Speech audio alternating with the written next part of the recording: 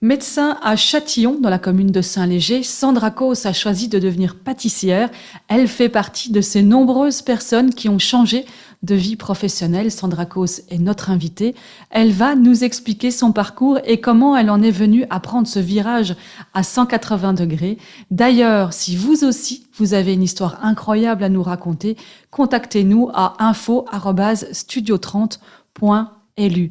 Sandra Causse, bonjour. Bonjour.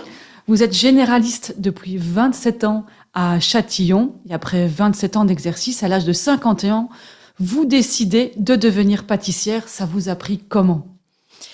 Eh bien, j'ai toujours adoré faire de la pâtisserie. Je faisais ça avec ma grand-mère, puis mon papa. Tous les dimanches, on avait un gâteau où on faisait une tarte ensemble. Donc, je pense que c'est lui qui m'a donné le goût à la pâtisserie. J'ai toujours pâtissé avec les enfants et j'ai toujours aimé mettre la main dans la pâte. Petit à petit, par mon métier, qui m'a beaucoup absorbée, je ne prenais pas beaucoup de temps pour moi. Je ne faisais pas d'activité hors médecine, donc je me suis essoufflée petit à petit. Et c'est comme ça que j'ai cherché une activité qui pouvait me plaire. J'ai d'abord fait du pilates, du jazz, mais c'était pas le nirvana, ça ne me convenait pas absolument. Et c'est comme ça que, suite à la lecture d'un livre, j'ai vraiment cherché ma passion et cherché ce que je voulais faire et ce que je voulais devenir. Donc, parce que avoir une passion, c'est bien, mais de là à arrêter la médecine, c'est qu'à un moment donné, vous deviez en avoir marre de votre métier. Oui, je pense que je me suis vraiment essoufflée. Donc, je pense que c'est un métier extrêmement prenant, tant physiquement que moralement. On donne beaucoup, on reçoit beaucoup aussi, mais il y a toutes les heures de consultation, mais il y a tout le travail administratif qui se fait encore après journée. Et ça, les gens ne se rendent pas compte de l'impact que ça peut avoir.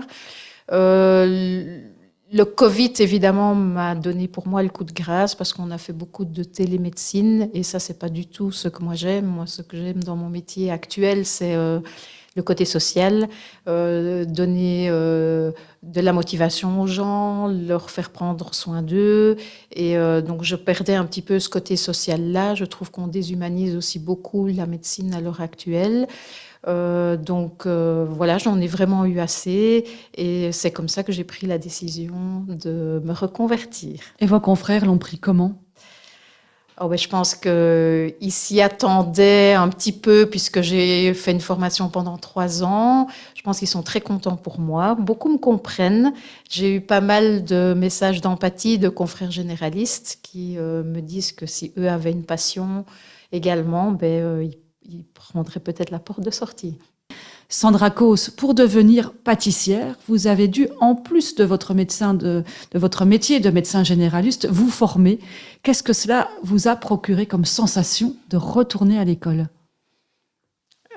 Comme un petit gosse qui va avec son sac pour le premier jour à l'école, j'étais toute excitée, un peu stressée quand même de savoir qui j'allais rencontrer, comment ça allait se passer. On a commencé la formation à 19, donc tout le monde venait d'horizons divers. Il y avait un cultivateur, un comptable, un menuisier. Enfin, c'était des gens plus jeunes, des gens plus âgés. Et ce qui m'a le plus plu, c'est d'avoir une relation tout à fait normale avec les gens. Donc une relation, je veux dire, pas de médecin à patient, mais vraiment... de redevenir un citoyen lambda ? Un citoyen lambda, c'était une relation copain et voilà, c'était extraordinaire. Alors, vous allez ouvrir votre pâtisserie-biscuiterie en septembre ou en octobre. La Bonne Pâte, ce sera son nom, à Châtillon, là où vous êtes pour le moment, où vous avez votre cabinet. C'est la pâtisserie, pourquoi, qui a attiré toute votre attention ? Pour moi, c'est le goût et l'esthétisme sont les deux choses les plus importantes. Bon, l'esthétisme d'abord, quand je vais visiter une ville, je regarde beaucoup plus les vitrines de pâtisseries ou de traiteurs que les magasins de vêtements. Je trouve ça tellement beau, les pâtisseries colorées, brillantes, où tout est bien mis à sa place. C'est de l'art. C'est de l'art, je pense. Et quelles seront vos spécialités ? Alors, j'en ai déjà quelques-unes qui ont leur petit succès. Donc, J'ai un exotique qui est super léger, super frais. Donc ça, c'est un biscuit moelleux au citron vert sur lequel il y a un crémeux exotique. Ensuite, une mousse au citron vert. Ça se termine par un coulis des îles. Et alors, je le glace et puis je le pose sur un biscuit croustillant à la noix de coco. C'est en train de nous donner faim, Madame Causse. Alors, vous avez aussi parallèlement beaucoup de projets pour votre entreprise. Vous ne voulez pas vous arrêter simplement à vendre vos produits. Non, je veux vendre mes produits dans mon atelier boutique. J'aimerais aussi travailler avec le réseau paysan. Donc, c'est un réseau qui distribue les produits locaux de plus de 90 producteurs et chez qui on peut également aller proposer ces produits. Donc ça, je trouve ça très chouette. J'aimerais également travailler avec faire des paquets, je veux dire, avec le fleuriste, avec un producteur de bière pour faire des paquets cadeaux pour fête des pères, fête des mères, etc. Parce que vous avez tout un concept, on ne pourra pas manger, ce ne sera pas un salon de thé où on pourra manger sa pâtisserie. C'est pas comme ça que vous allez fonctionner. Non, en fait, je vais fonctionner sur commande principalement. Donc, je serai ouverte le vendredi après-midi et la journée du samedi. Et essentiellement, ça va fonctionner sur commande. Chaque semaine, je vais proposer 3 ou 4 produits de boulangerie fine et pâtisserie traditionnelle et 3 ou 4 produits de pâtisserie fine. Donc, chaque semaine, je vais les renouveler et c'est ces produits-là que les gens pourront commander. Dans votre projet de pâtisserie-biscuiterie, l'aspect des produits locaux est très important. Oui, je pense que c'est super, super important. Donc moi, je vais essayer de travailler essentiellement avec des producteurs locaux.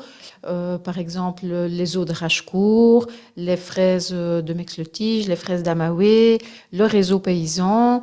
Maintenant, inévitablement, on ne trouve pas tout par chez nous. Donc là, je n'aurai pas le choix. Mais je vais essayer également de travailler en partie en vrac.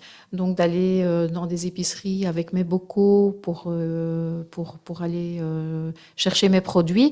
Et je pense que suite au Covid, faire fonctionner les producteurs locaux, c'est vraiment super, super important. Je pense que c'est l'avenir de nos enfants également qui est en jeu. Je pense qu'il faut promouvoir le local, le bon, le maison, l'artisanat. Oui, parce que ça a été une tendance pendant le Covid et puis c'est un peu retombé aussi cet aspect-là. Oui, malheureusement, oui. Alors, les déchets aussi, je pense que vous voulez être très, très attentive à toute votre production de déchets, les limiter au maximum. Vous allez faire comment ? Oui. Bien, donc je suis très attachée à l'aspect écologique suite à ma fille qui a fait une formation dans ce domaine-là. Donc d'une part, comme je le disais, je vais aller essayer de limiter les déchets dans mes achats, donc en achetant en vrac. Et alors je vais limiter mes déchets au niveau packaging surtout. Donc je vais essayer de proposer des bocaux pour mettre les biscuits. Je vais travailler avec une amie pour fabriquer des petits sachets en tissu dans lesquels les gens pourront mettre leurs brioches ou leurs biscuits. Et alors, je vais proposer également que les gens viennent avec leur Tupperware, chercher leur pâtisserie. Bon nombre de gens ont une grosse boîte pour un gâteau. Je fonctionne comme ça depuis 2 ans avec ma petite page Facebook et ça fonctionne très bien. Avec toutes des commandes aussi, donc, qui se feront essentiellement en ligne. Comment vous vous sentez, Sandra Causse, à la veille de ce grand virage ? Alors bien sûr stressée, puisque c'est un pas vers un peu l'inconnu, mais super excitée surtout.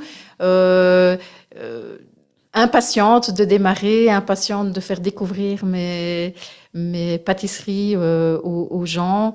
Voilà, je pense que je n'attends que ça. Ce sera quelle adresse et quelles informations pratiques ? Donc, ce sera à Châtillon, 102 Grand Rue. C'est 3 maisons au-dessus de l'église, une petite maison orange, donc on ne peut pas la louper. J'ai une page Facebook qui s'appelle déjà La Bonne Pâte. Je vais créer un site web. Et faire un livre de recettes peut-être aussi. Et faire un livre de recettes, tout à fait. Livre de recettes que je partagerai en tout cas une partie de mes recettes avec la population. Merci Sandra Causse d'avoir témoigné de votre parcours. Et si parmi vous, chers auditeurs et internautes, ou parmi vos amis, vous avez vous aussi une belle histoire à nous faire partager, écrivez-nous à info@studio30.lu, à info@studio30.lu.